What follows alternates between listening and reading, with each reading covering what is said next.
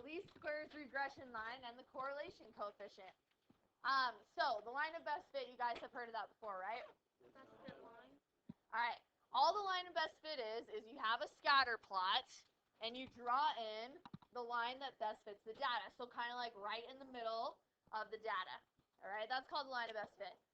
Then we have what's called the least squares regression line. This is the same thing as the line of best fit, but even better, your calculator finds it for you. It actually averages the distance from all the points to the line, and that's how it finds the line of best fit. So your calculator is going to give you the most awesome equation that best fits the data. Okay? And then we have what's called the correlation coefficient. This is the variable r. Also, your calculator gives you this number, and we'll talk about this on the next slide. So, write this down. The correlation coefficient is r. Okay. Positive correlation. So, your data either has positive correlation, negative correlation, or no correlation. All right? So this first set of data, if we were to draw a line, what kind of slope does that line have? Yeah, this has positive slope. So because it's going uphill, we have positive correlation. And then this next one, even though the data is more spread out, okay, we also have positive correlation. So when you're talking about the value r, you have to talk about it in how correlated it actually is. So this one is a lot closer to the line. These are more spread out.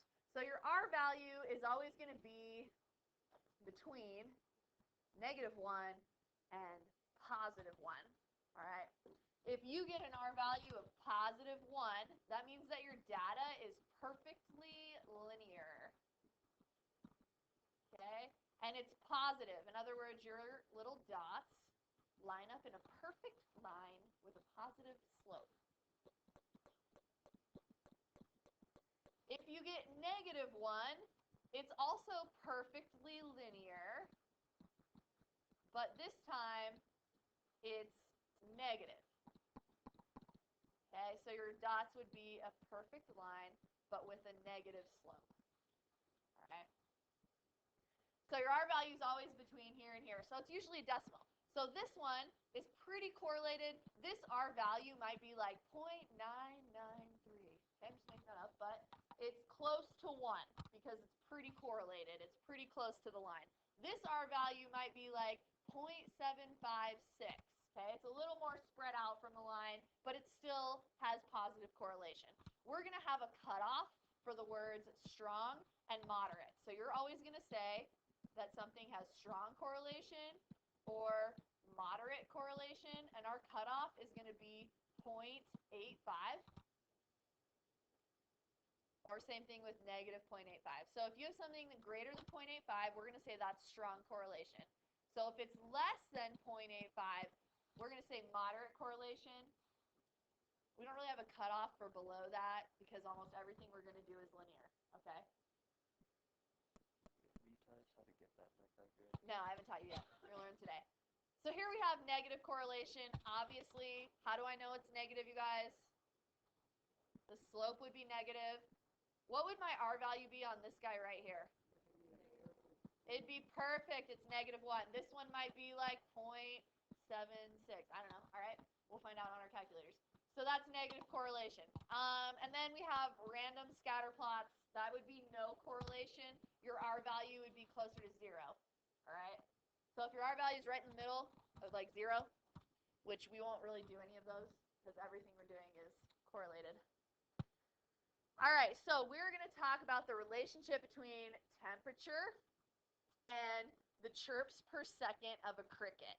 So you guys grab your calculator, and if you have that green sheet that teaches you how to do a scatter plot, that would be ideal. Temperature is X.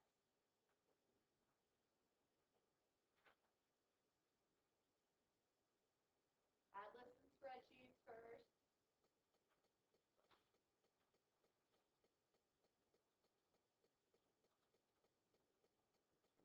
And enter all that data.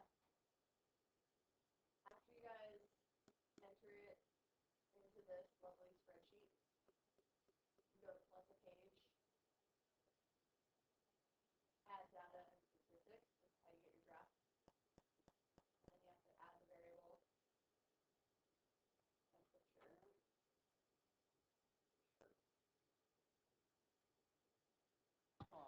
Positive. So for number 2, you need to write down positive correlation. But then let's talk about what that means in the context of the problem. So what that means is, as temperature increases, so as you're going from left to right on the graph, what happens to chirps per minute? It increases. So you need to say that. As temperature increases, chirps per minute increases. So number 2 on your sheet, you should have positive correlation, and then as temperature increases, chirps per minute increases. Josh, write that down. Now you have to also say, as temperature increases, chirps per minute increases. Oh yeah, chirps per second. Thank you.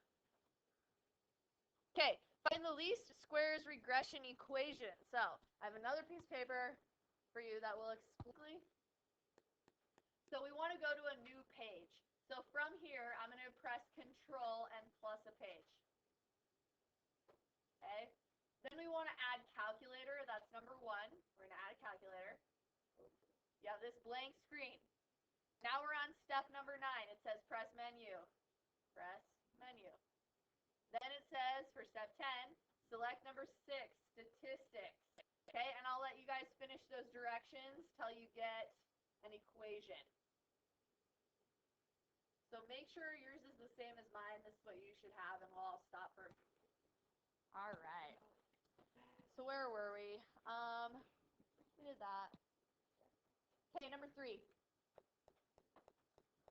Find the least squares regression equation and draw on the scatter plot.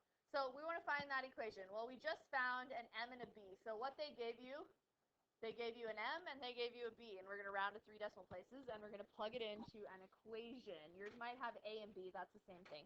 All right. So y equals, and we got 0.216, right? 0.216x. Okay. And then b, it says negative 0.615. So minus 0.615. So this equation best fits the data, right? And we will add that line to our graph in a moment, but let's answer a couple more questions. Analyze the actual R value or correlation found by the calculator. So never use R squared. We always use R. So that should be the last one on your calculator. It says 0.836. Always write down this value, okay, first. Then you have to say what it means. The closer it is to 1, the more correlated it is. We said the cutoff was 0.85, so if it's greater than 0.85, it's strong. So this one's going to be moderate because it's less than that. Moderate. It's a positive number, plus our slope is positive, so it's moderate, positive correlation. That means that our line fits the data pretty well. All right? So when we graph that line, it's going to fit the data fairly well. All right. Last year, everybody really struggled with slope, so pay attention on this next question. Okay? We can come back to. Okay.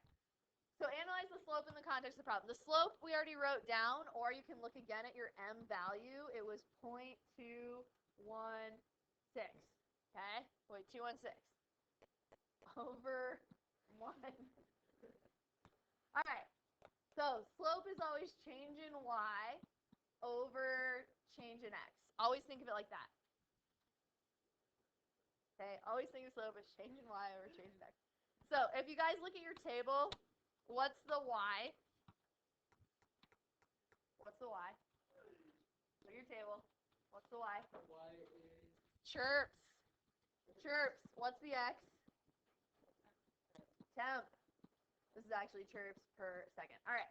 So what you're always going to start with is the x, and x is always going to be 1. So we're always going to say for every 1 increase in something. So in this case, it's going to be for every 1 degree increase in temperature.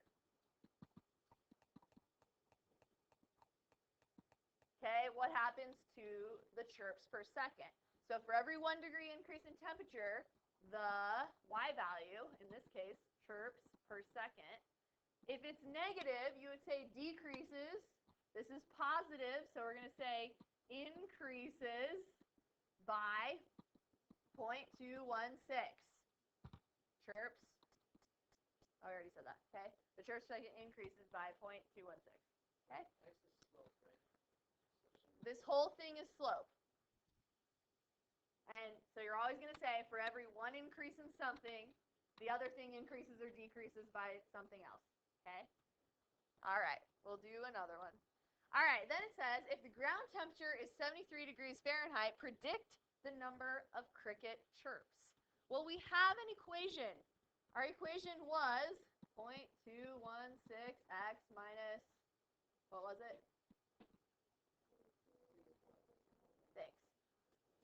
So if we want to know when the temperature is 73 degrees, what the chirps per second will be, what are we going to do with this 73? Plug it in for x or y, guys. We're going to plug it in for x. Okay? And evaluate it in our calculator. Got it. 15 something, Mariah? 15.153, label your answer. This is the y value, so in this case, chirps per second. All right, so from here, you guys, press menu, analyze, regression, show linear.